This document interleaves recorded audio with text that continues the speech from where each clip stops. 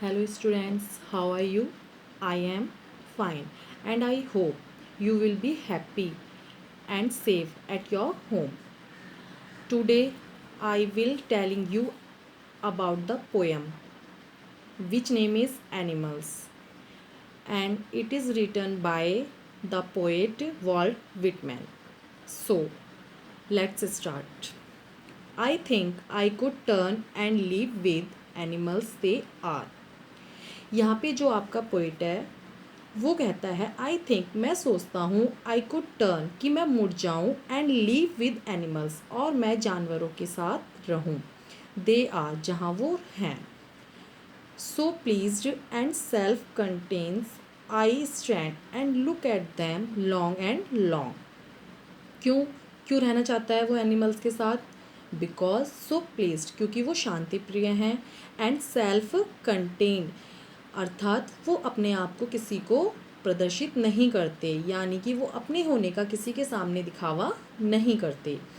I stand and look at them, यहाँ पे poet कह रहा है आई स्टैंड, मैं खड़ा हूँ, एंड लुक, और मैं देखता हूँ, एट दैम, उनको, लॉन्ग एंड लॉन्ग, काफ़ी लंबे समय से।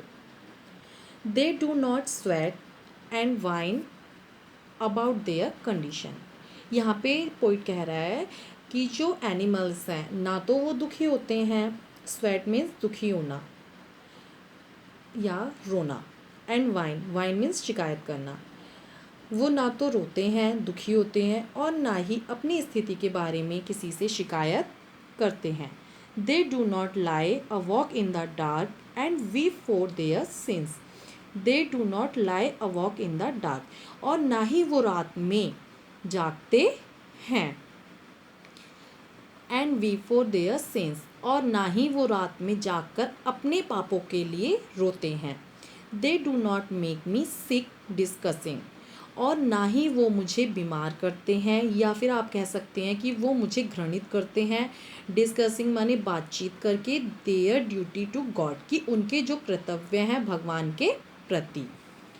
Not one is satisfied, not one is demanded with the mania of owing things, not one is dissatisfied, वो ना तो असंतुष्ट हैं, यानी कि वो सेटिस्फाइड है।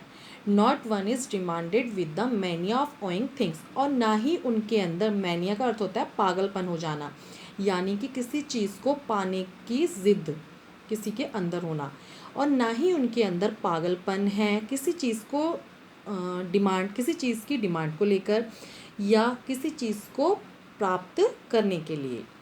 Not one kneels to another, और ना ही वो किसी के सामने घुटने झुकाते हैं, या फिर आप ये बोल सकते हो ना तो वो किसी के सामने घुटने टेकते हैं। Not to his kind dad, चाहे वो जानवर उन्हीं की तरह क्यों ना हो, यानी कि अगर कोई शेर है तो वो किसी अन्य शेर के सामने घुटने नहीं टेकेगा। Lived thousands of years ago, और जो जानवर हजारों साल पहले से इस पृथ्वी पर आ चुके हैं, ना ही वो उनके सामने झुकते हैं। नॉट वन इज़ रिस्पेक्टेबल और unhappy over the whole earth, और ना ही वो किसी के प्रति रिस्पेक्टेबल हैं, यानी कि वो किसी को ना तो सम्मान देते हैं, और unhappy over the whole earth, और इस पूरी पृथ्वी पर वो, अनहैप्पी मीन्स दुखी, यानी कि वो दुखी भी नहीं होते हैं। सो इसलिए they show their relations to me and I accept them, तो यहाँ पे जो आपके पोइट हैं वो कह रहे हैं they show their relations to me, कि वो मुझे अपने व्यवहार को प्रकट करते हैं या दिखाते हैं, एंड आई एक्सेप्ट दैम, और मैं उसे स्वीकार करता हूँ। They bring me tokens of myself, they evince them plainly in their position, they bring me tokens of myself, वो कह रहे हैं जो पोइट हैं कि जो जानवर हैं वो मेरे सामने अपने आप को प्रकट करते हैं, या निशान देते हैं, या चिन्ह देते हैं। दे इविंस, और वो प्रकट करते हैं, them plainly in their position, यानी कि उनकी जो स्थिति है उसको सामान्य रूप से मेरे सामने वो प्रकट करते हैं।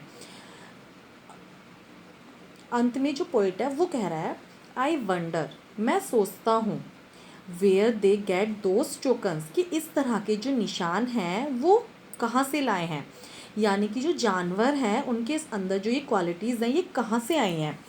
डिड आई पास, क्या मैं यहाँ से गुजरा था।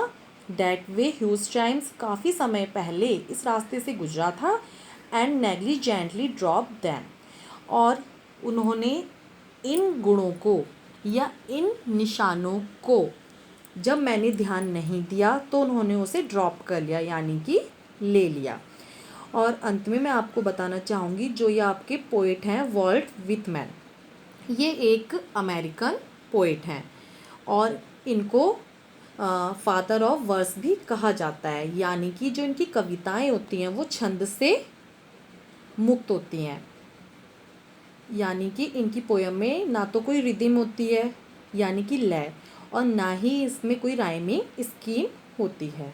धन्यवाद।